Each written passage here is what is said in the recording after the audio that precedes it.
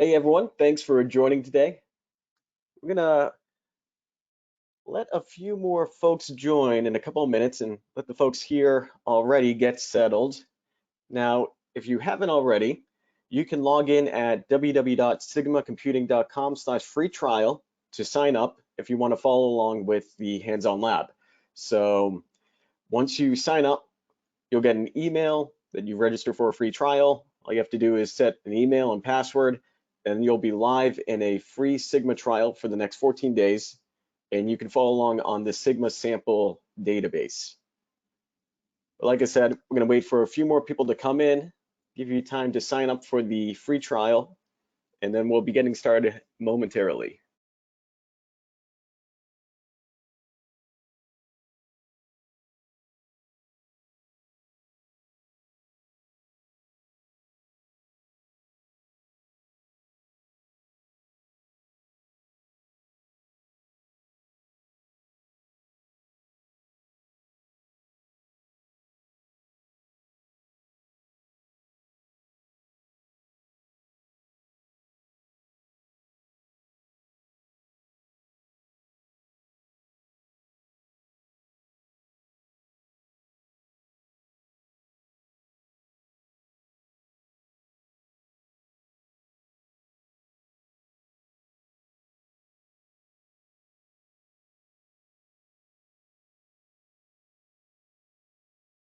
Okay, it looks like our number of attendees is beginning to level off.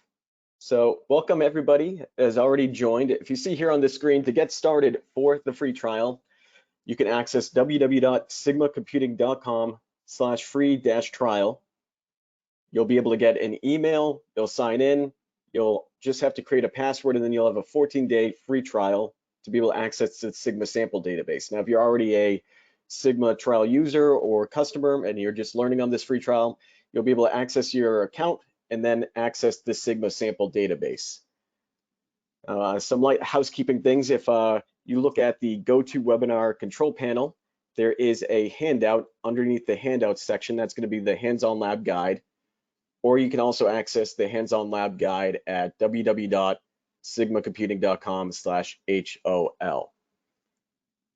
We're going to be recording this session, so if you just want to watch the hands-on lab get performed and then follow along with the recording later, you'll receive an email, and then you can take it at your own pace, or you can keep up at the beginning, and then if you get distracted other work, you can always hop back in with that recording. And as we go, there is a questions tab in the GoToWebinar control panel where you can ask questions, frankly, anything according or regarding Sigma as we go through the webinar. We'll address some live and we'll address some just within the chat. So, my name is Zack Norton. I am a technical product marketing manager at Sigma. I will be your moderator today, working the chat, helping out anybody that's looking for the hands-on lab materials. And I'm also joined by one of our preeminent solution engineers, Ryan Mattel, who is going to proctor this session and walk you through getting started on a Sigma sample database data set, all the way to getting to one of our more fleshed out workbook visualizations and dashboards. All right, so I am going to share a poll just to get a little bit more familiar with our audience. I'm going to bring this up, and let's see here, polls. What we'd like to know is, for the folks in the audience, what do you have more experience with? Is it traditional analytics, BI tools, or is it more spreadsheets? So Excel, Google Sheets, or do you live in tools like Looker or Tableau for the most part? Seeing the voting come in. We're at about maximum capacity here. And this is always funny to see. I'm going to close the poll and share the results. And I'm going to actually share my screen here. But what we usually find out is ends up being pretty split. And what I'm seeing here is 54% of attendees are using spreadsheets for the most part, and 46% are using analytics and BI tools. So I'm going to post those results in the chat, but that's something that we oftentimes find with Sigma, and where we actually excel is being able to bridge the gap between those two user audiences that have typically kind of kept separate, where they'll go to maybe the traditional BI Tableau dashboard and then download into Excel, or somebody else is always just working on trying to create the most pixel perfect report for those spreadsheet users.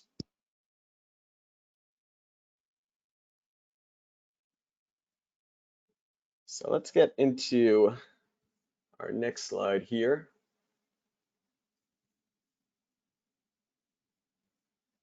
And we're going to go through the contents for this lab. So hopefully everybody's been able to sign up for a free trial account, and the actual lab handout is accessible in the GoToMeeting under the handout section, as well as the link sigmacomputing.com/HOL.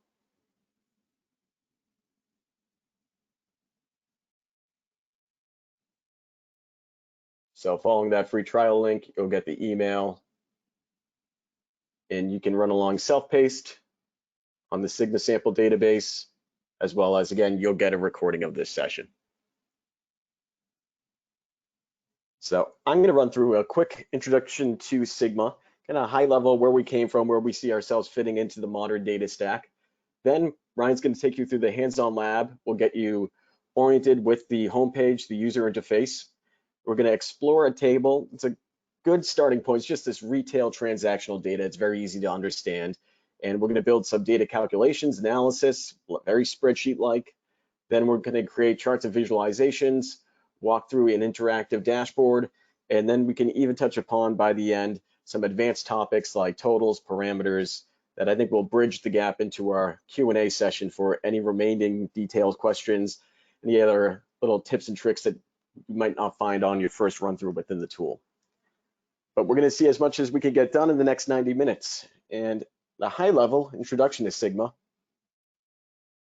We are a next-gen analytics tool for the modern data stack. So an analytics tool that does not take data out of your cloud data warehouse, whether it's Snowflake, BigQuery, Databricks, or Redshift, or Postgres.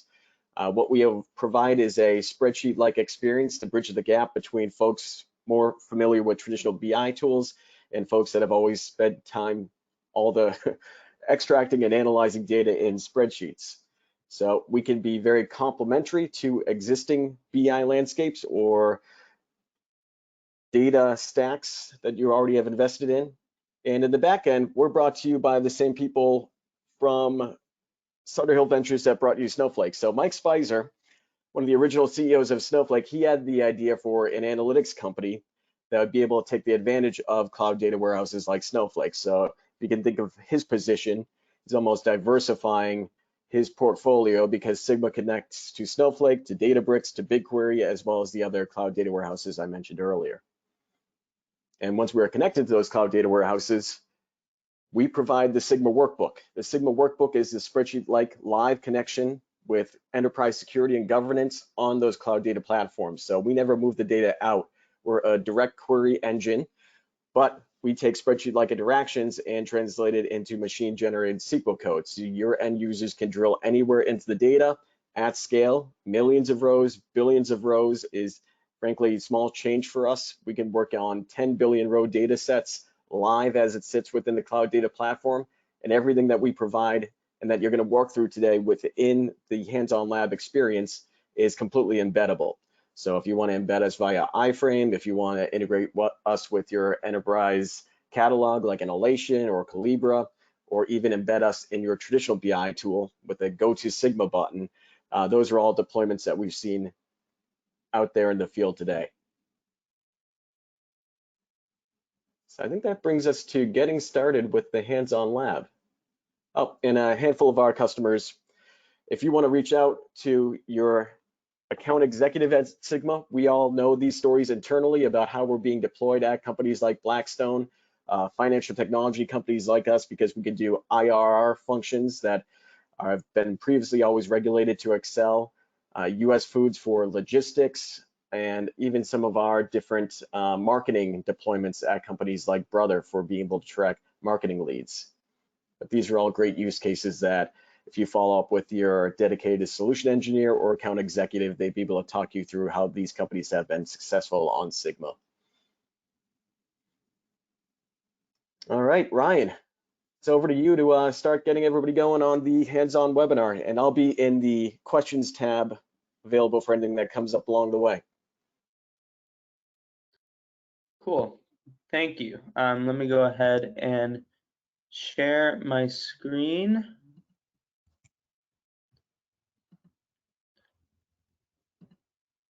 You able to see this?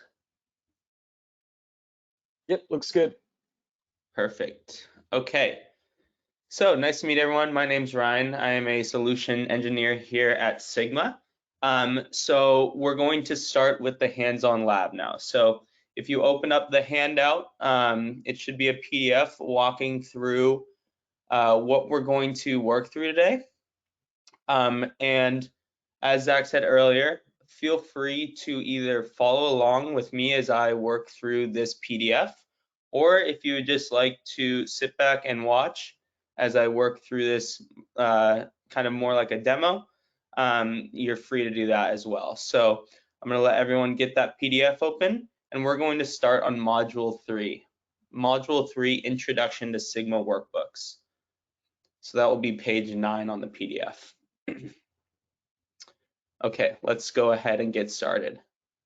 So we'll start with 3.1, Explore and Create a Sigma Workbook. We're going to start off by on 3.1.1, and we're going to select on our Sigma sample database right here on the bottom left-hand side. Once we're in here, it's going to open up all the different schemas, databases, and tables that we're able to access within this Snowflake Sigma sample database. And we will drop into this plugs electronics schema, and we'll select on this plugs electronics hands-on lab data. So once we selected that, it will give us a quick preview of this data. As you see, it's 4.5 million rows of data, which isn't a crazy amount for cloud data scale, but it is a lot more than you would be able to work with in a tool like Excel or Google Sheets. And now we're on 3.1.3, and we'll go ahead and we'll select on this Explore button in the top right-hand side. Once we select Explore, that will take this table into our Sigma workbook. So Sigma workbooks are a collaborative canvas where you're going to be able to perform any ad hoc analysis that you want to see, answer questions, gain insights, but this is also where you can create your dashboards to be able to share out with your users. So we're going to walk through how to use the workbook right now, how to just get an intro to everything, and then we'll move on to creating dashboards. So that was step 3.1.5. As you see here, this is our spreadsheet interface. This is what we like to talk so much about. No SQL knowledge is needed to be able to act with this data. Everything that you're going to be doing through the UI is going to be very similar to what you're used to working in other different spreadsheets. So we're going to start doing some UI actions right now. So if you're following along, we're on step 3.1.6, and we'll select on this cost column. And now when you select on this cost column, what you're seeing in the top formula bar is you're seeing the source of the actual table that we're pulling from, this plugs electronics hands-on lab data, and then this cost column that we have selected. On the left-hand side, you're going to also see all of the different columns that we're able to use here, as well as if you can scroll to the right and left to see all of these columns. And now let's start with some actual UI actions. So if you're following along, we're on step 3.1.8, and we'll start by adding a new column. To do that, we'll select on the drop down for cost and select add new column, and that will create a new calculated column for us. Now to populate this column with data, we'll use the familiar formula bar that you're used to in a tool like Excel or Google Sheets to create this calculated column. So let's create a cost of goods sold column. To do that, we'll call out our cost column. So you could type in cost, select on that, it will highlight that for you, and then we'll multiply that by our quantity. And this, you can press enter now, and then you will see that will load this cost of goods sold column. So if you saw that little blue bar running across the top of your screen, that is us issuing a query to Snowflake. So Sigma is always going to be live and interactive with your cloud data warehouse. So since this is stored in Snowflake, every time you perform a UI action, it's basically going to issue that query back up to Snowflake to always give us live and fresh data. So now let's rename this our cost of goods sold. So you can rename a column by double clicking on your column, and then we'll type in COGS for cost of goods sold. And then we can also format it as a currency. To do that, you could head to the top of your screen and select on the little $ to format this as a currency. Now, if you wanted to see the query that has been written to Snowflake, you could head to the top, select on query history, and then you'll be able to see the different queries that are being sent to your cloud data warehouse. So this is the query that is being written.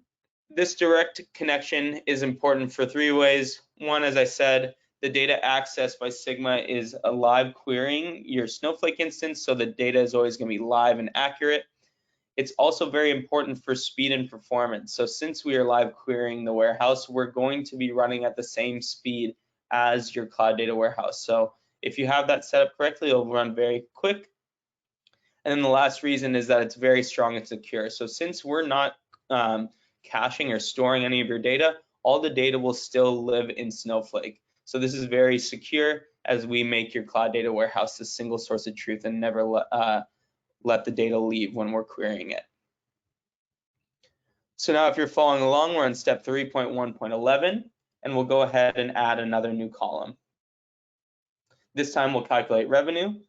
So we'll do price times our quantity. So you can always type this in, but if you just wanted to select your columns, that will call out the columns as well. So we'll select our price and we'll multiply that by our quantity, and this will give us our revenue.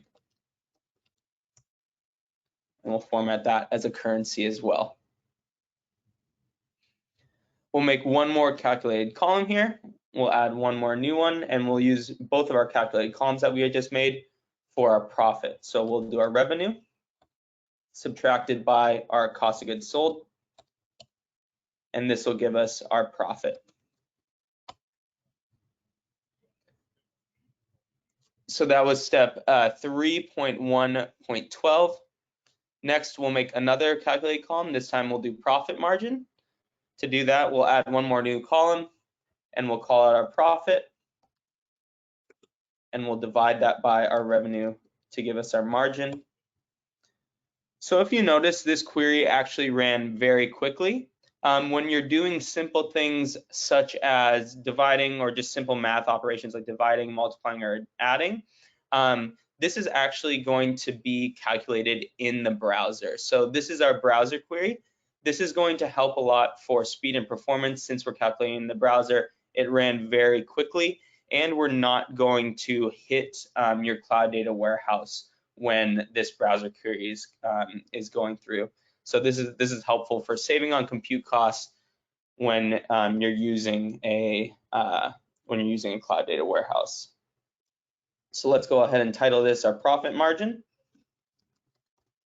and then we'll format this as a percentage. That was step 3.1.13, and those are all pretty simple calculations, but if you ever wanted to get more complex, you can select on this function index here. I'll open that up quickly, and this function index is going to show you all the different functions that you're able to use within Sigma. And these are going to be very similar, if not the same, to what you're used to in a spreadsheet, a tool like Excel or Google Sheets. But since we're leveraging the power of SQL, you're able to use things such as window functions as well as pass-through functions, which allow you to call out functions from within your cloud data warehouse. So now we'll head on to step 3.2, creating visual elements. So I'll pause there quickly to allow you to catch up. and we're going to start creating some visualizations. Okay, to create a visualization, we're going to go on step 3.2.2. This will be our parent table, so we'll create child elements off this parent table. You'll select on this little bar chart image, and then you have different child elements that you're able to use. We said we wanted to create visualization, so we'll create a visualization here. That will quickly make a new child visualization for us, and then we're able to select what type of visualization we want to use by heading to the top left here. We'll give you a quick view of the different visualizations that you're able to use out of the box here within Sigma. We're going to go ahead and use a bar chart to start off, and that's how we'll start on step 3.2.4. So to start adding columns into our visualization here, we'll start by selecting on this plus sign for our x-axis section. We'll select on add column, and we're going to want to call out our store region. So you could type that in here. It'll grab us our store region. We'll select on that, and I'll pull our store region column into our x-axis. Now to add to our y-axis, we'll do the same thing. We'll add a calculation from our y-axis section, and this time we'll do profit. So we'll search for our profit section, and that will pull in our profit into our visualization. So as you saw there, the blue bar ran across the top. That means we issued a query to Snowflake, and this broke out our profit by our store region. By default, it will aggregate your calculated column to a sum, but if you ever wanted to turn off aggregation, you could select on this checkbox, or if you ever wanted to switch the aggregation that you are using in this chart, you can switch it from the set aggregate, or you can just change it from within the formula bar. Perfect, so let's add a new element now. This time we'll walk through a new way to add an element. To do that, we will start by adding an element in our top left-hand side by clicking on this plus sign, and then we'll select on another visualization here. This is step 3.2.6 if you're following along. From here, as the data source for this element, you have a couple different ways of using this. You would always be able to pull in a new table, upload a CSV, write SQL to grab that table, or you could just use the elements that are already in use. So this is our parent table. So we'll go ahead and select that as our source for this new visualization. And that will create a new visualization for us.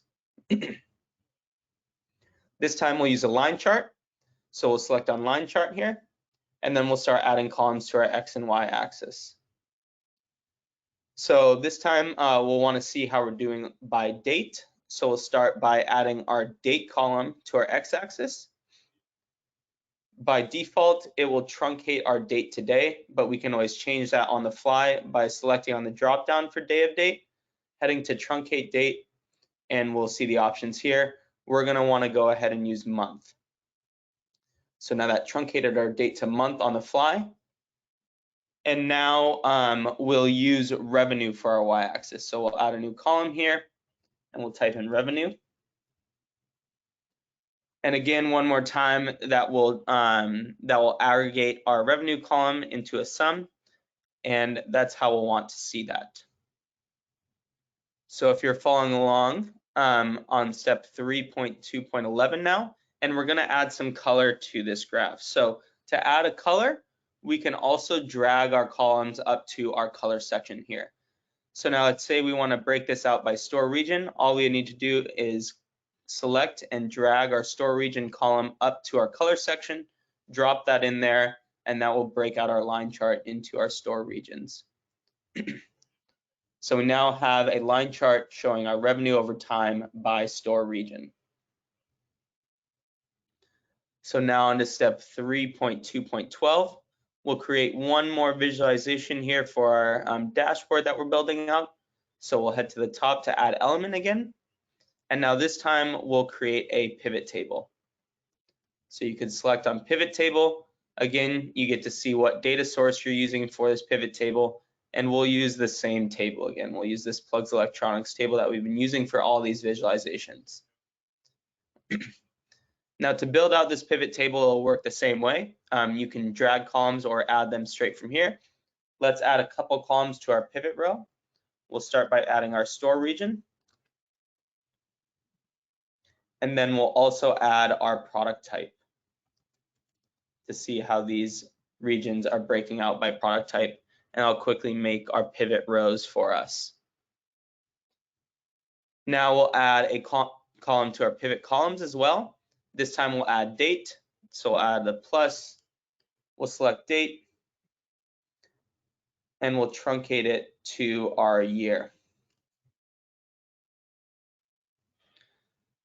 So now we have our different groups within this pivot table. Notice how our first year is showing here as 2018. If we ever wanted to change the sort order to see our newest year first, you can select on this drop down and sort by our year of date here. And that will give us 2022 as our newest year first. That was step 3.2.15. So now let's add some values into our pivot table. Let's go ahead and drag our profit up to our values. And that will populate our pivot table. And then we'll also bring our profit margin up to our values as well, 2 calculated columns that we had made earlier. So right now, as you see here, it aggregated both as a sum. We probably don't want our percentage to be a sum value, so we can go ahead and change the aggregation by dropping down into our sum of profit margin and changing it to an average instead. And that will give us a more accurate number. So if you're following along, we are on 3.2.18 now. And from here, you'd also be able to select if you want to show totals.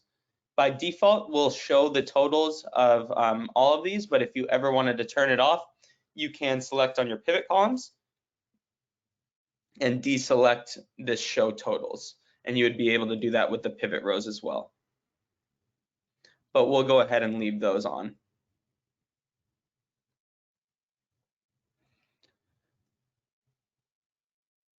If you ever needed to collapse this, say you wanted to see this just by your store region now, you would be able to head to your top left of your pivot table here and select on this little minus sign, and that will group by our store region, and you would be able to see the totals and values based off of that.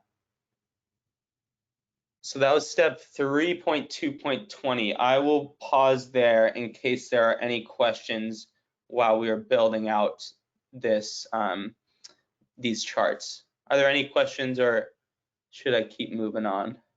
Yeah, Ryan, can you just show saving your work real quick? And then I want to point out where the recents tab is, because just in case anybody leaves or they want to resume where they got to while working through this lab, I think that's useful for pointing out. Definitely. Yeah, so if you wanted to save your work here, all you'd do is you would head up to the top of your screen here, select Save As, and then you'd be able to save this as a workbook. So right now we're in an exploration, which is where users can come in and do some quick analysis to get to where they want.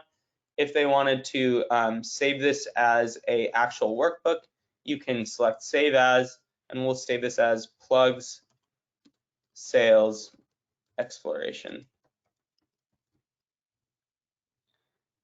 And then you could select Save from here. And this will save into your My Documents, but you would also be able to share this out in your workspaces as well. So that will save this as a workbook.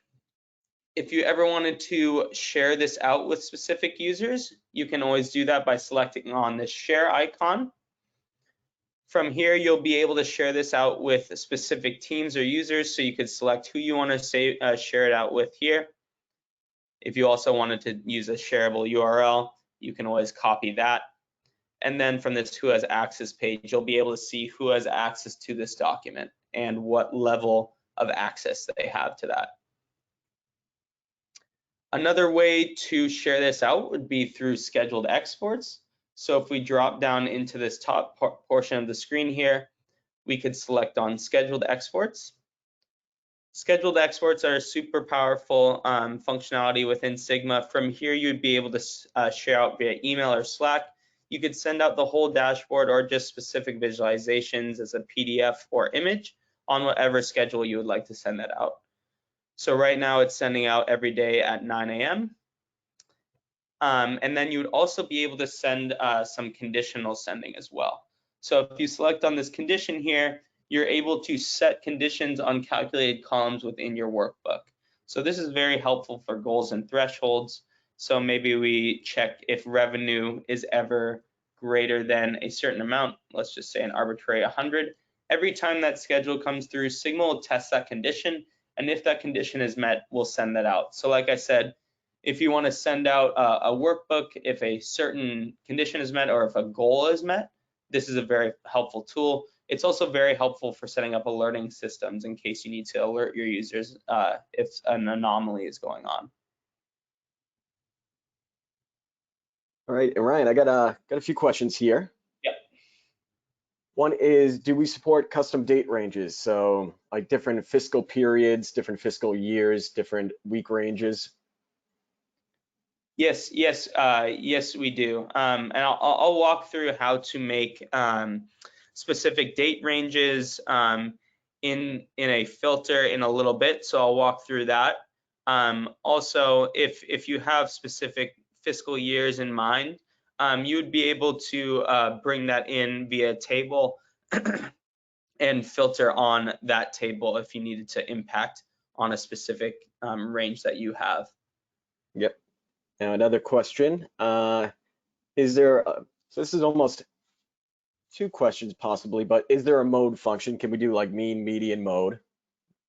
The answer is yes, we can. Yep. Yeah. And let's say if we wanted to filter on a certain mode, you could then filter and then extract the data as needed if you want to show where download to Excel is. Yep, definitely, yeah. If whenever you're going through your analysis, you ever need to extract to Excel or CSV, you'd be able to select on the visualization or table that you're using, and you can download to CSV, Excel, or Google Sheets. And there's another question, can a value be an equation? So, there's a lot of flexibility in our function bar, where if you wanted to even do like custom user-defined functions and pull them from as they sit within the Cloud Data Warehouse, we can do that. I've done advanced calculations that required using more than my 8th grade algebra, I'll say, where I'd have raised to the power and used an actual caret key. So there's really no limitation I've found with what's possible within the Sigma function bar for calculating new values or more complex ad hoc functions. Yeah, a good rule of thumb is that if you're able to do it in Excel or Google Sheets, you're probably going to be able to do it within Sigma. All right, that's it for questions right now. Cool, we'll hop into module 4 then. So if you're following along, module 4, creating a dashboard, and we'll start building out these visualizations into a dashboard. So we have some nice visualizations here, as well as a pivot table that we want to be able to share it with our users as a dashboard. So now if you wanted to create a dashboard, what we see as best practice is we see all these visualizations being moved to a new page.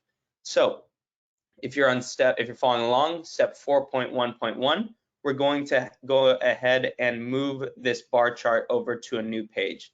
To do that, we'll select on these 3 dots here, and we'll select on Move To, and we'll move this visualization to a new page. So now as you see here, a new page was created and just our bar chart is on here, and we can go ahead and name these pages now. So if we want to name this our dashboard page, we can go ahead and either double click or you can hit on the drop down to rename this page. And we'll rename this our sales performance. And as we see, best practice is having a dashboard page and then having a page for your data sources that are feeding these visualizations.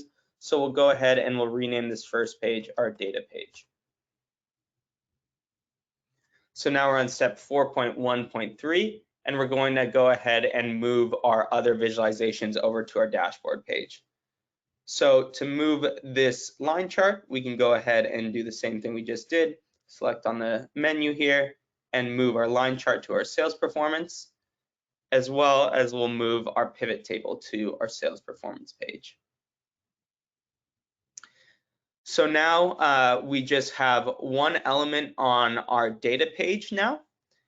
And like I said, best practice is usually you'll keep your data sources all on one page. So we'll just leave our data source page here, and I'll talk a little more about that coming up. We'll head back to the sales performance page, and now we can start to move our elements around. So right now you have to scroll to be able to see all these elements. If you wanted to move elements closer to each other, we can do that by grabbing and selecting on our elements. So you can either grab it and hold it to drag it, or you could grab on these little 6 dots here to be able to move it next to your other visualizations. So as you see here, there's a little blue line that shows where you're going to move this to. We'll move it right to the right of our bar chart, so we're able to see both of them on the same screen. Now let's add some text elements to our dashboard here. So to add a text element, we'll go back up to this plus sign in the left-hand side. We'll add an element, and we'll add a text box. So now, as you see here, it created a text box right under our line chart. We're going to have this be our title, so let's go ahead and move this up to the top of our page. So you'll want to see the blue line running across the whole top, and we'll be able to type from here. So we said this was going to be our title, so let's go ahead and change the text style to medium heading, and then we'll call this our sales performance. Let's go ahead and add one more text box here for a little more description of what this dashboard is. So we'll add another element. This is 4.1.7 if you're following along. We'll add another text. And this time we'll add a description. We'll say this dashboard is used to explore our regional sales performance. Give our users a little more context on what this dashboard is doing. Now let's apply some filters to this dashboard as well. So we'll start by making a date range filter. This is where you can add those filters based off what you would like to see for these specific visualizations. So to add a filter, we'll select on add element one more time. We'll scroll down to our date and select on that. Now this made a date range for us. We can go ahead and move that right next to our text box here. So we'll move it right to the right of that. And we'll go ahead and we'll name this select a date range. So you can change the name either by clicking on the date, on the filter name there, or you'd be able to change it from your control ID or control label. So we'll do select a date range. So now as you see here, the control ID will stay the same, but the control label will switch to select a date range. Now, if you want to apply targets for this date range, basically what applying targets will do is it will assign this date range to filter on these specific visualizations. So to apply targets, we'll select on this target section on the left-hand side, and we'll select on add target. Now here you're going to see the different targets that you could apply to. We want to apply this to our visualizations on our page here. So we'll drop down into our sales performance page, and then we can select on our bar chart here. Now what this did is it selected our bar chart, and it selected on which column this date range is going to filter on. So it looks like it got it right there. We want to filter on our date for our store region graph. And let's go ahead and add 2 more targets now because we have our pivot table and our line chart. So we'll add another target here. We'll select on our line chart. This time it's going on month to date because we truncated by month, so that's perfect. And then we also want to add our pivot table as well, This time it'll truncate, or sorry, it'll filter on our year of date, because that's what we have truncated on our pivot table. Now, using this this date range filter, all we need to do to use this is we would drop down into this. This is 4.1.3 if you're following along. And then from here, you have multiple ways of filtering on this data. You can either use fixed values to be able to just select dates that you want to use, or you can use relative values. To use some predefined relative values, we can drop into a quick select. We'll select on next, and it'll give you some options for what you want to see. So if we want to filter on our next, let's see, 30 days, we would select on 30 days here, and it would filter for us.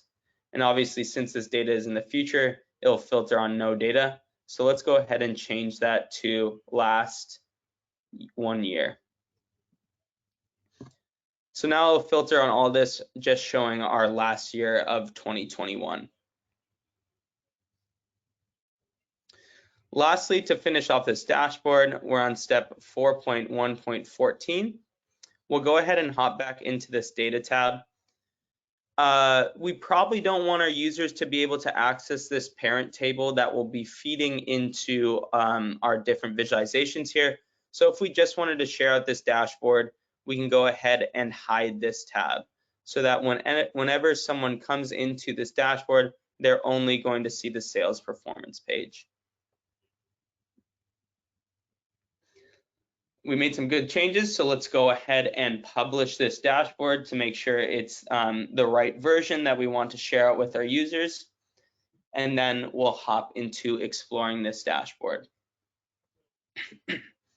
So now we're on step 4.2, exploring the dashboard. To explore the dashboard, we can hop into this little section here at the top. To preview this as an explorer, we'll select Preview as Explorer, and that will show you what this dashboard will look like for an Explorer. So as you see here, we don't have access to that first data tab because we have hidden it. So now let's get to exploring this dashboard based on what we have here. So I'm going to walk through a quick example. I'm going to take the role of a merchandising manager. I've been asked by our CEO to create a campaign to revive our loyalty program for our top customers. All I've been told is to pilot it in our southern region and target our customers purchasing computers. These are the first couple of points that give me direction, but from here I'm not sure yet. I'm looking to get transactional level data that my team can build an effective campaign around. So workbooks will allow you to take what you are given and really dig deep into the data to be able to answer the questions that you have wanted to see without going back to your data team to add more to this actual dashboard. So let's clear this filter real quick so that we're in line with the PDF, and let's start with the exploration. So we're going to be able to answer our questions through our Drill Anywhere technology, as well as using the spreadsheet interface to get to calculations and answers that we want to see. So we said we wanted to focus on our southern region. To drill down into the southern region, what we'll want to do is right-click on our southern region, and then that'll open a menu for us. From here, we can go ahead and select Show Underlying Data. That's going to show the row-level data for this actual visualization. So what you're going to be seeing here is you're going to be seeing your southern region, and once this loads, you're going to be able to see the aggregated level of profit of what we're showing here, and then you're also going to be able to see all of the different rows and columns that are feeding into this visualization. So this allows you to go beyond the dashboard. So usual BI tools, you're going to be able to take what you're given and apply some filters, but from here we're going to be able to dig into the data. So let's go ahead and drill down one more time, for our first time into our southern region. We'll drill down by selecting Drill Down, and that will give us options for what to drill into here. So we could drill into our product family. We said we wanted to focus on our product, so we'll select on product here, and that will quickly change the chart. So what that did is it basically applied a filter on our store region and then changed our x-axis to match the value that we had selected. So we selected on our product family. So that let us that let us see the different profits that were broken out into these product families on our southern region. I'll stop there quickly for questions in case I'm going a little too fast. Yeah, Ryan, can you show when you're working on spacing out visualizations, can you show how how it all snaps into the actual grid that we have? Like, can you show where the spacers are and the dividers? Yeah, on the actual workbook. Yeah. Yeah, so if we hop back into edit mode, you're going to see the different tiles. And if you hover over, you're going to see how these are all highlighted to be sure you'd be able to change the width and the height of all these visualizations. If you wanted to add things such as spacers, you could go to add element and select on a spacer, and that'll apply a spacer for you. What these do is they help spread out the data if you wanted to drop it to make sure there's space in between vertically or horizontally, you'd be able to do that as well. And then when you drop into our preview mode, basically what the user would see is just a blank spot where the spacer is. Can you also show the more universal workbook settings? Because I know there's some other options there for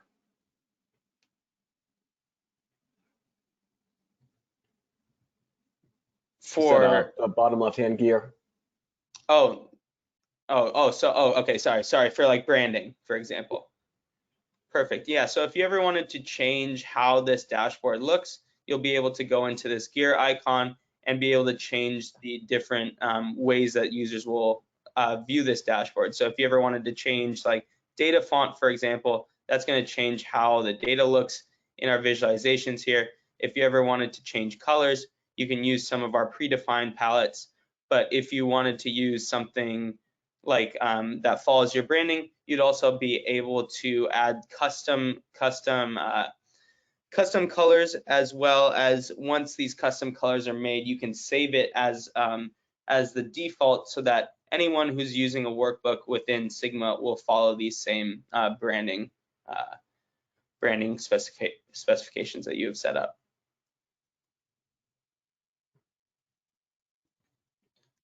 All right, I think we're good. Let's go ahead and pop back in here. So we are on step 4.2.9 if you are following along. So now let's drill down one more time. We said we wanted to focus on computers and tablets. So let's go ahead and right click on computers and tablets, select on drill down. And this time we'll want to drill into our store name. So we'll search for our store name. And once again, that will apply a filter on computers and tablets and then change our x-axis to match our store name. So now we're looking at store name and the sum of profits for each of these. Now we would be able to change calculations on the fly to be able to meet exactly what we're looking for. So right now we're just looking at a sum of profit. We said we wanted to focus more on the customer side of things. So if we select on our sum of profit column here, we would be able to change the formula bar to meet what we want to see. So right now we're looking at sum of profit. We wanted to focus on customers. We can go ahead and change this calculation to be divided by count distinct of customer name. And now this will give us a new calculation, which will be our average customer profit. So you're able to change calculations on the fly very simply to be able to match what you need to see. Now we'll drop down one more time into our top store here. Looks like Clark's store number 942 is a high performing store. If we wanted to drill down into our top store one more time, we could right click on this, select on drill down, and we'll drill down into our customer name this time. So one more time, we drilled down, applied a filter, changed the x-axis, and now we're able to see the answer that we want to see. We wanted to focus on our top customers through that drill path. So now we can change the sort on the fly to make sure we're looking at this a little bit easier. To do that, you can select on the drop down of customer name here, and sort by our y-axis column, which is our average customer profit. So we'll go ahead and sort by that, and that will sort our customers for us. We're on step 4.2.14 if you're following along. Now we can look at the different values here. We see there's a steep drop off at around $41,000. So we can go ahead and apply a filter on our values here. So to apply a filter, you'll click on the drop down for average customer profit, apply a filter. That'll open up our filter menu. The steep drop off was 41,000, so we'll add a minimum of 41,000. And that will give us a bar chart with the answer we are looking for. Our top customers in our top store in our southern region that is focused on computers and tablets. So now this is a big differentiator of Sigma. So we're able to see these values, but we're also able to see the lowest level of data, which is a row.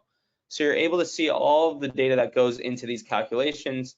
So for example, on this, you can see how each customer is spending their money and what products they are spending their money on.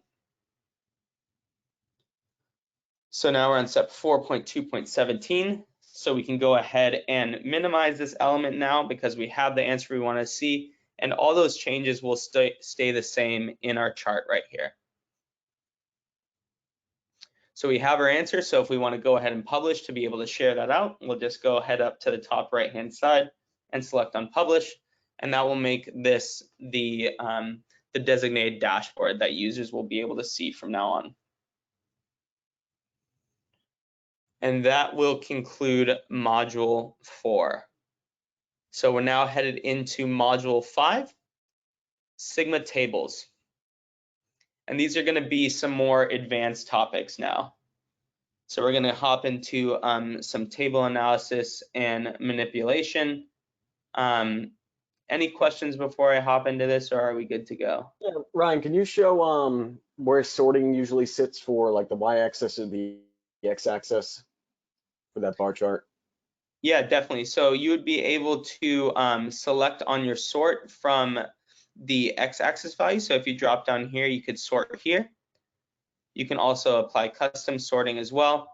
Or if you wanted to just sort straight from the bar chart, you'd be able to right click and sort from these values as well.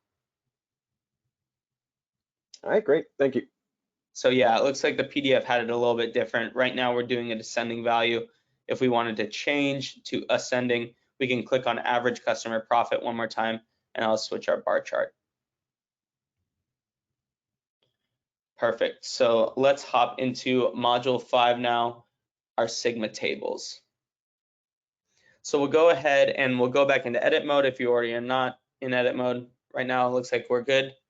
And we'll start by adding a new page here. So to add a new page, you can head to the bottom left-hand side of your screen and you could select on add page, and that'll create a new page for us. From here, we'll select on a table again. So we'll get started with a new table, or actually the same table. So we'll just select on this plugs electronics hands-on lab table, and that will bring that in for us on this page. Now from here, we'll start by truncating our date. So if you ever wanted to truncate your date in Sigma, all you need to do is hop onto your date column. You could drop down into here and we'll use the same truncate date UI action, and we'll select on month, and that'll quickly truncate our date for us. And as you see in the top, that basically just applied a formula onto this column, our date trunk formula, and we had selected on month. Now, if you wanted to group by this column to be able to start your calculations, you can do that by dropping down into your month of date and selecting group column. And this will move your month of date over to the left-hand side of your screen here, where we are now grouping our data on our month of date.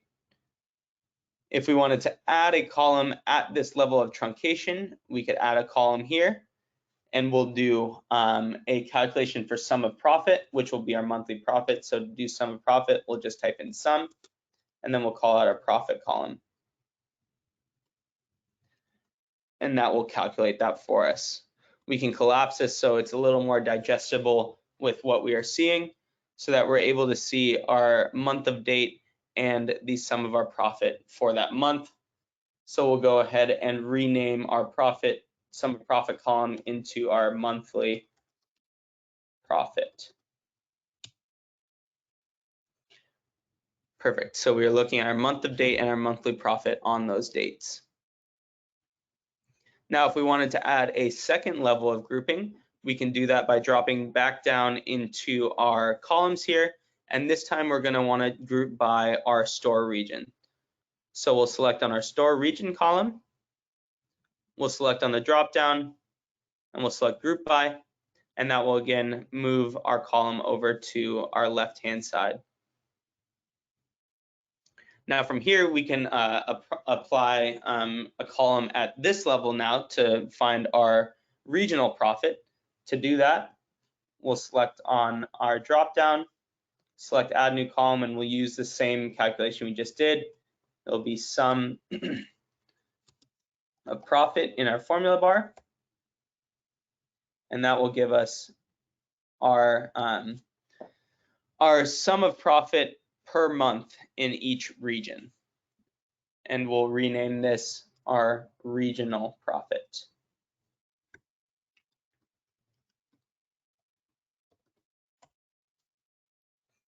Now from here, those calculations are pretty easy, but if we wanted to add some cross-level calculations, we would be able to do that as well. So if you're following along, we're on step 5.1.12. Cross-level calculations are pretty tricky to do within SQL, but if you wanted to do it in Sigma, it's very simple. All we'll need to do is select on add new column here, and then we'll enter this this answer in the formula bar here. So if we wanted to see the level of contribution that our regional profit is heading into our monthly profit, all we would need to do is call it our regional profit, and then we'll divide that by our monthly profit. And now this will give us our contribution. We'll format it as a percentage, and we will rename this column contribution.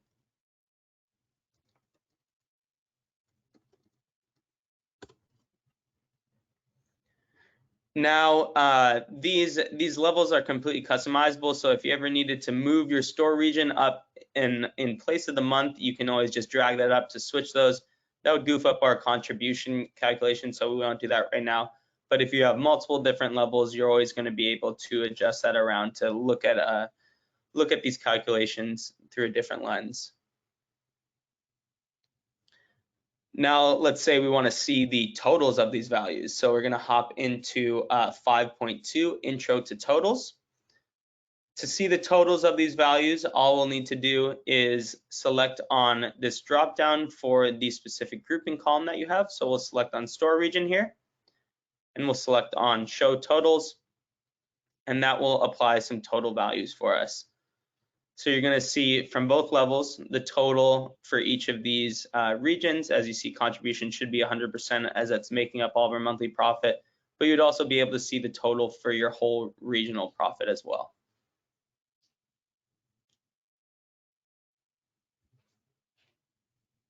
So now we're on step 5.2.4. So we'll go ahead and we'll add some conditional formatting now to make this look a little nicer. If you wanted to add conditional formatting on a column, all you'll need to do is select on the drop down, head on down to conditional formatting, and that's going to apply some formatting for us. Obviously, we don't want a single color, so we'll want to see a scale of how these are broken out. So we'll go ahead and select color scale, and that's going to break out our values on a color scale based off the different values that are in this regional profit column compared to each other. You'd also be able to use data bars as well if that works for you, but we'll leave it as a color scale. If you want to add grand totals, you would be able to do that through our summary bar located at the bottom of this table. So we're on step 5.2.5 now. So to add a summary column, we'll first select on this little caret that says show summaries at the bottom of our table. That'll pop up the summary bar for us. And then from here, we'd be able to add our grand totals. So let's say we wanted to see a grand total of our revenue. All we need to do is select add summary. And then we said we wanted to look at our revenue. So we'll search for our revenue here. Once we select on revenue, that is going to give us a grand total across this whole table. And as you see here, that just applied a sum of our revenue by default, which is what we wanted to see. Now let's add one more total column here. So now let's look at sum of cost of goods sold. This will once again be at the summary bar. So to add that, we'll select add summary. And this time we'll use cost goods sold. We'll select on the cost of goods sold, and that'll give us one more total. You would also be able to use these grand totals not only as aggregates, but also relying on each other. So let's say we want to get a sum of profit now, or total profit. We can do that by adding a new summary. This time we're going to make a calculated column, so we'll use new summary here. And we'll go ahead and call out these columns that we had just created. So we'll do sum of revenue subtracted by our sum of cost of goods sold. And now this will give us our total profit here at the bottom. And we can go ahead and rename that by double clicking and renaming it total profit.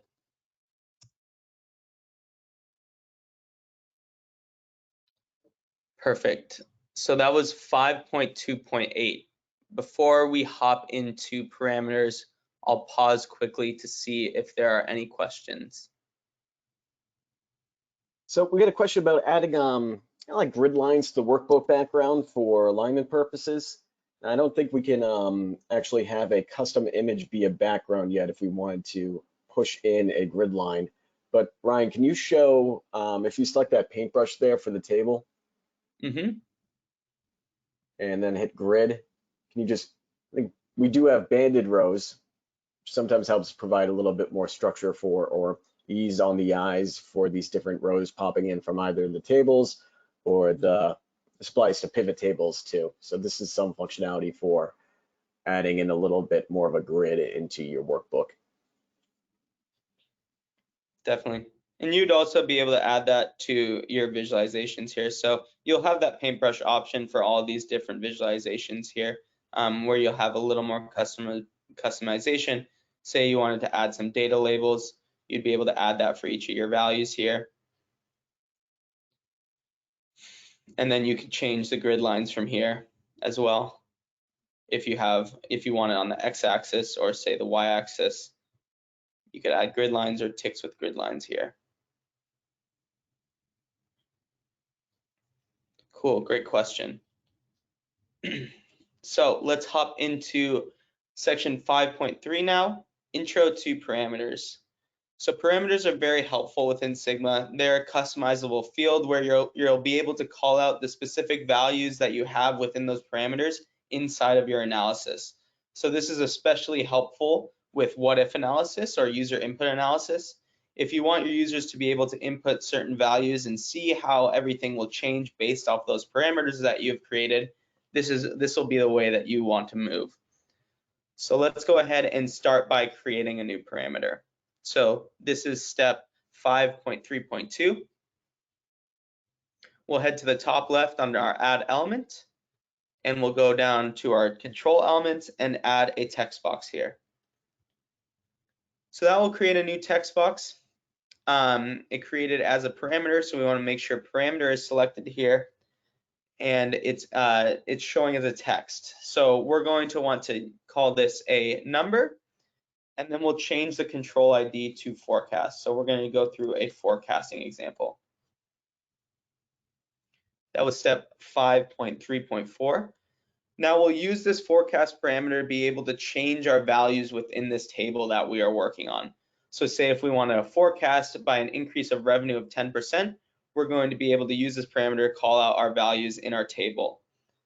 So let's first start by populating our parameter with a value of 1.1 to make sure there's a 10% increase. And then we'll be able to call out this parameter in our calculations of our summary tab here. So if we wanted to check to see if our sum of revenue was increased by 10%, all we would need to do is hop up into our formula bar here and multiply by our forecast parameter. So we'll type in forecast. You'll see the little parameter icon here that shows you its parameter. We'll select on that. Once you press enter, this value is going to change based off the parameter that we have set. So now that's revenue with an increase of 10%. And as you see here, the total profit will change based off that. So if we wanted to change to say, see if it was 50%, we could change this value to 1.5. And I'll rerun the query to show what it would look like if we were to increase by 50%. So that is the intro to parameter. Lastly, we'll end by selecting publish here, and that was step 5.3.8, and that will be the end of our hands-on lab. So this lab was designed to be an introduction in how to use Sigma to explore, analyze, and turn your results into visualizations. Through this lab, we have walked through how a Sigma workbook enables us to quickly explore our data in a self-service manner using calculations, groupings, visualizations, the canvas, and dashboards. Because Sigma is SaaS and pushes all queries to your cloud data warehouse for execution, Sigma can combine its user interface and its unlimited power of the cloud data warehouse to give users a look and feel of a spreadsheet, but with no limit on the amount of data. It's important to note that everything that we've been running on is 4.5 million rows, but we've had customers working on pivot tables and up to the billions of rows, and they have not experienced any performance issues because we're relying completely on the warehouse to run that for us. So if you're following along, thanks for following along. Please let us know about feedback if I went too fast or too slow.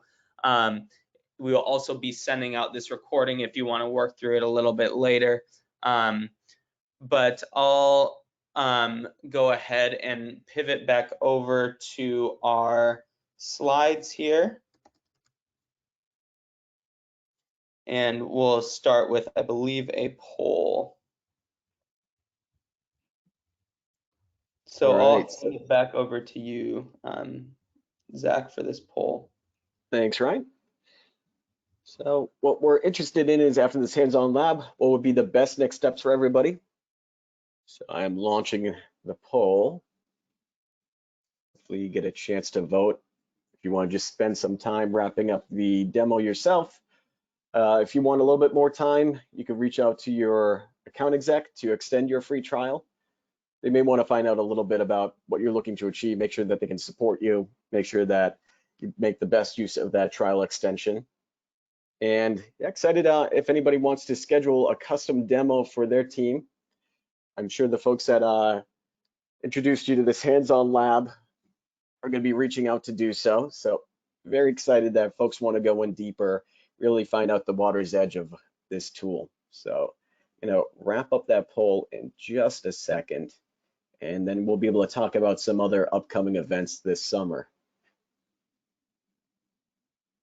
It looks like everybody's interested in continuing to explore within the tool. And as you do so, you'll be able to actually go ahead and, we can show the results there. There is the support option in the bottom right-hand corner. It's this little question mark button that will bring you to options for what's new in Sigma, to talk to a support engineer, so you always have that available as you're working through the tool. I'm going to hide the results. Let's see if, Ryan, do we have our upcoming event slide here? Yeah, 1 second, let me pull this up. Are you able to see my screen? I'm still just seeing the poll. Can you see this? Oh. I think I just still have a poll here. Oh.